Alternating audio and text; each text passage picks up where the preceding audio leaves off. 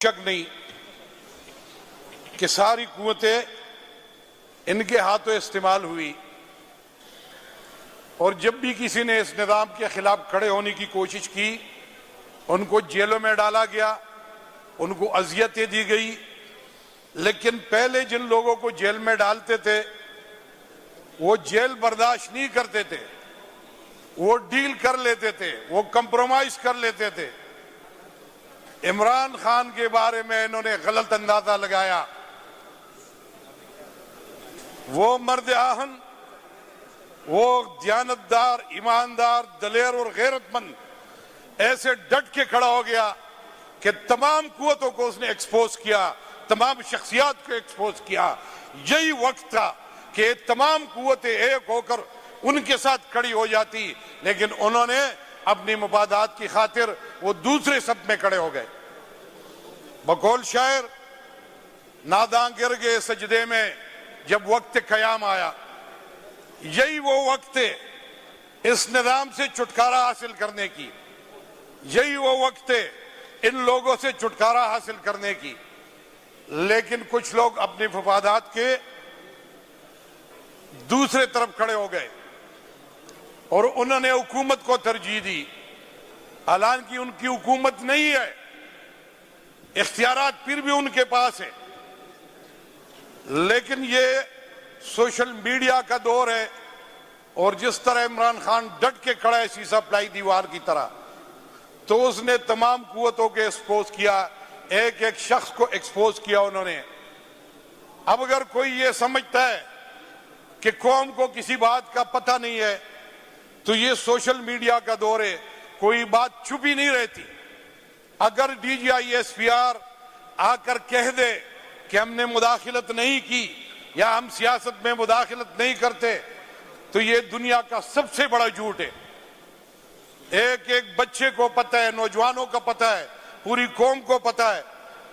اور جو لوگ اقتدار میں ہیں ان کے پرانے آپ سٹیٹمنٹ دیکھ لے کہ آج جو ان کا وزیر دفاع ہے اس کا سٹیٹمنٹ ہے کہ پہلے ہم نے امریکہ کے لیے ڈالر کی عوض جنگیں لڑی۔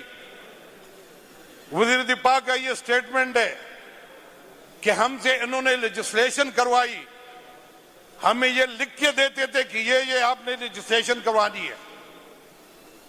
ججوں نے خط لکھے کہ ہمارے کام میں مداخلت ہو رہی ہے، یہاں تک ایک جج نے کہہ دیا کہ ہمارے بینچ بھی یہ بنواتے ہیں، ہماری جو روزانہ لسٹ لگتی ہے کیسوں کی وہ بھی یہ لسٹ بنا کے دیتے ہیں، یہاں تک کہ لکھ کر فیصلے دیتے ہیں کہ آپ نے فیصلہ کرنا ہے۔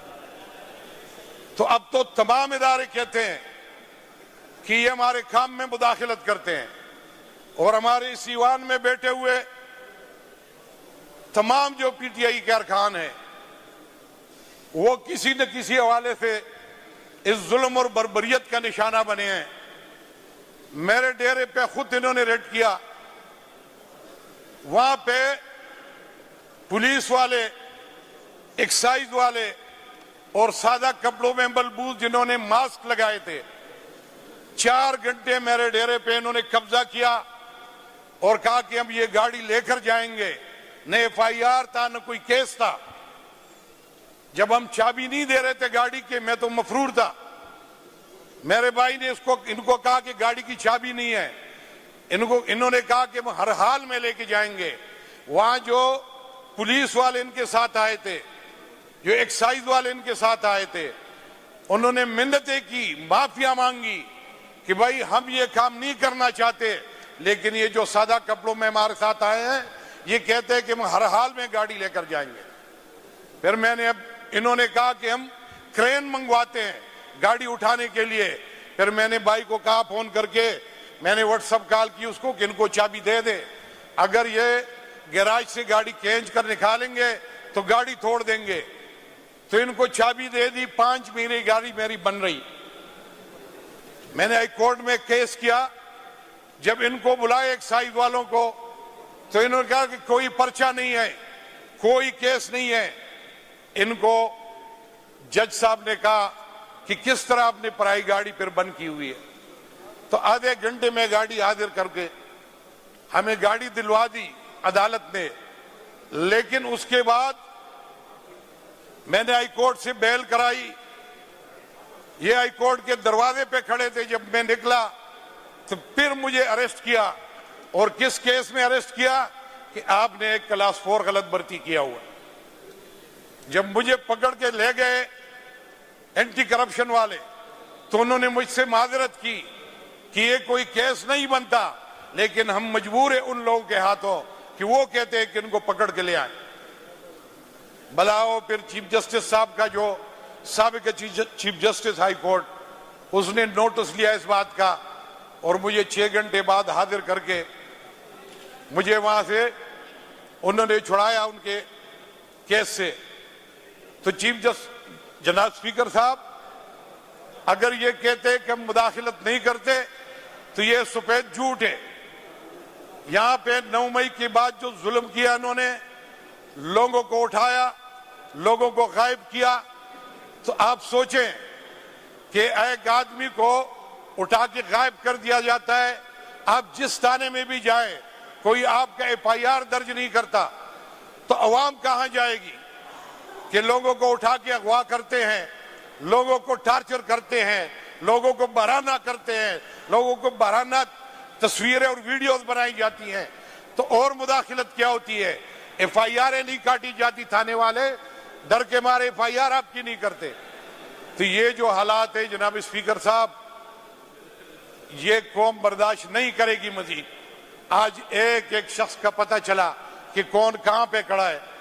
لیکن سب سے جو الارمنگ سچویشن، جس طرح کل آپ نے کہا کہ آج باوردی پولیس احتجاج کر رہی ہے، عوام احتجاج کر رہے ہیں، پولیس والے کہتے ہیں کہ ہمیں امن دو، عوام احتجاج کر رہی ہے کہ ہم امن دو، عدلیہ کہہ رہی ہے کہ ہمارے کام میں مداخلت نہ کریں، دوسرے ادارے کر رہے کہتے ہیں کہ ہمارے کام میں مداخلت نہ کریں. تو اور مداخلت کیا ہوتی ہے؟ اب وقت آ گیا ہے کہ ہم ان سے جان چھڑائیں، قوم متحد ہو جائے اور اس حالات کو بدلیں. یہ جو حالات ہیں اس وقت، تو سب سے الارمنگ سچویشن جناب اسپیکر اس وقت معیشت کی ہے کہ 10,000 سے زیادہ کمپنیاں ملک سے اپنے کاروبار سمیٹ کر وہ اس ملک سے شفٹ ہو گئی، کارخانے بند ہو گئے. بے روزگاری کا یہ حال ہے کہ لوگ بجلی کے بلوں کے لیے اپنے گھر کا سامان بیچتے ہیں، اپنے بچیوں کا زیور بیچتے ہیں، اپنے مال مویشی بیچتے ہیں. تو غریب آدمی کا کیا قصور ہے؟ میں پوری قوم کو یہ دعوت دیتا ہوں کہ عمران خان کے جھنڈے تلے متحد ہو جائے، اپنے حق کے لیے کھڑے ہو جائے تاکہ اس نظام کو بدلا جائے اور ہماری جان چھوٹے. شکریہ جی. السلام علیکم.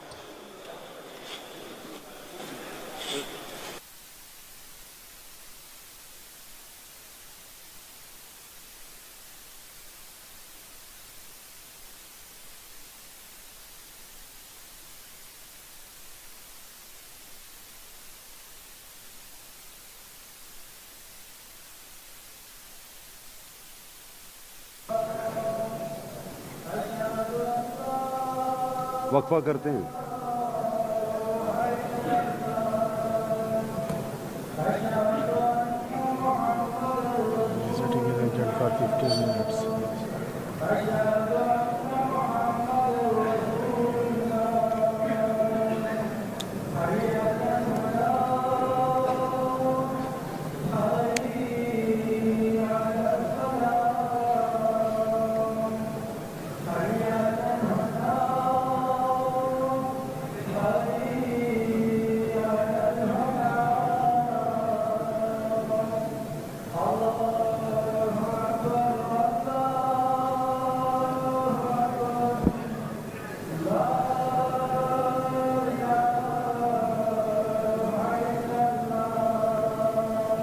بسم اللہ الرحمن